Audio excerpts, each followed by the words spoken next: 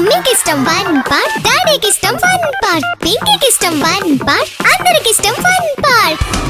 మీ holidays ని జాలీ days గా మార్చుకోండి ఫన్ పార్క్ తో. మైమర్పించే వాటర్ రైడ్స్, అబ్బురపరిచే థ్రిల్లింగ్ రైడ్స్ తో పాటు ఇంకా మరెన్నో. వినోదానికి ఉల్లాసానికి లేదు మరొకటి సాటి. తప్పక విచ్చేయండి fun park, the one and only destination fun park, Golagamudi, Nellore.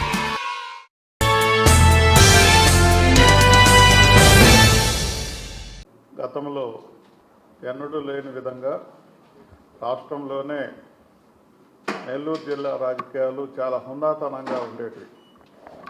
అధికారంలో వస్తుంటారు, అధికారంలో ఉన్న వాళ్ళు ప్రతిపక్షంలో మళ్ళీ అధికారం కోల్పోతుంటారు.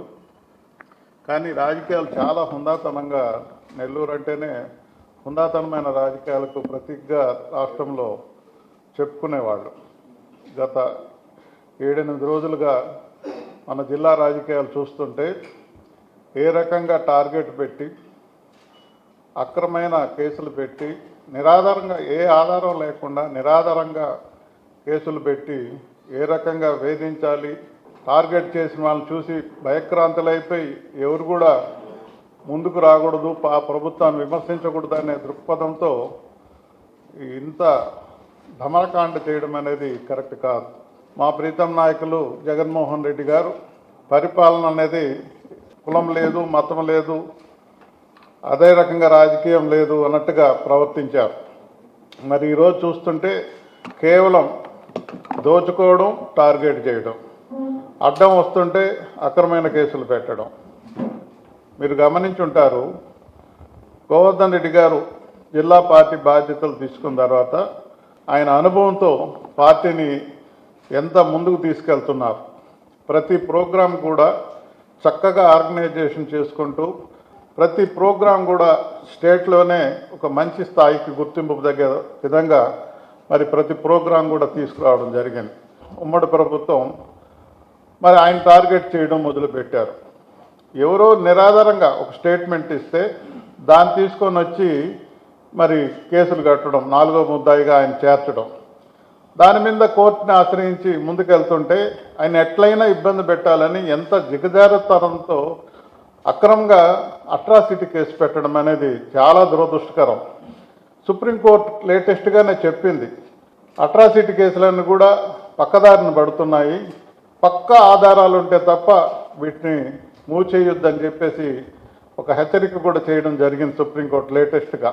అవేం పట్టినట్టుగా ఆయనకి ఏ రకంగా బెయిల్ రాకూడదు, ఏదో రకంగా ఇబ్బంది పెట్టాలి, ఆయన టార్గెట్ చేయాలంటే ఈ తాటాకు చెప్పులకి మరి కాకాని గోవర్ధన్ రెడ్డి గారు భయపడతారా? ఆయనకు ఒక ట్రెండ్ ఉంది. ఆయన జిల్లా పరిషత్ చైర్మన్ చేసిన వాళ్ళల్లో ఒక రోల్ మోడల్గా నిలిచారు. ఆయన అదేవిధంగా ఒక ట్రెండ్ సృష్టించుకున్నారు, పరిపాలన దక్షత కలిగినటువంటి నాయకుడిగా గుర్తింపు పొందారు. నేను ఒకటే ప్రశ్నిస్తున్నాను, ఎస్టీల కోసం వాళ్ళకి ఇబ్బంది కలగకూడదని ఒక అవినీతిమైనటువంటి చట్టం తీసుకొచ్చింది కేంద్ర ప్రభుత్వం. అట్రాసిటీ యాక్ట్ని ఇంత దుర్యోగంగా చేయడం అనేది నిజంగా జిల్లాలోని ఎస్సీలందరూ కూడా చాలా బాధపడుతున్నారు. నిజంగా లా అండ్ ఆర్డర్ని కాపాడుతున్నటువంటి వ్యవస్థ ఎంతో గొప్పగా ఉండాలి. అలాంటి వ్యవస్థ 20వ తేదీ కేసు రిజిస్టర్ చేస్తున్నట్టు చెప్పారు. 26వ తేదీ నుంచి ఆయన ఓపెన్గానే ఇక్కడే ఉన్నారు. పార్టీలోనే, పార్టీ ఆఫీసులో 4 రోజులు ఉన్నారు, ఇంటి దగ్గర 2 రోజులు ఉన్నారు. ఉగాది కోసం హైదరాబాద్ వెళ్తే నాటకీయంగా ప్రెస్ మీడియాని దగ్గర పెట్టుకొని అప్పుడు వచ్చి అంటిస్తారు. ఒక అవినీతి కలిగినట్టు వ్యక్తిని తనకంటూ ఒక ట్రెండ్ సృష్టించుకొని రాజకీయాల్లో ఎంతోమందికి ఆదర్శం, యువ నాయకులకంతా ఆదర్శం, ఎంతో మంచి అవగాహనతో జిల్లా మొత్తం మీద అవగాహనతో పార్టీని ముందుకు తీసుకెళ్తున్న వ్యక్తిని టార్గెట్ చేయడం కరెక్ట్ కాదని కూడా ఈ సందర్భంగా తెలియజేసుకుంటూ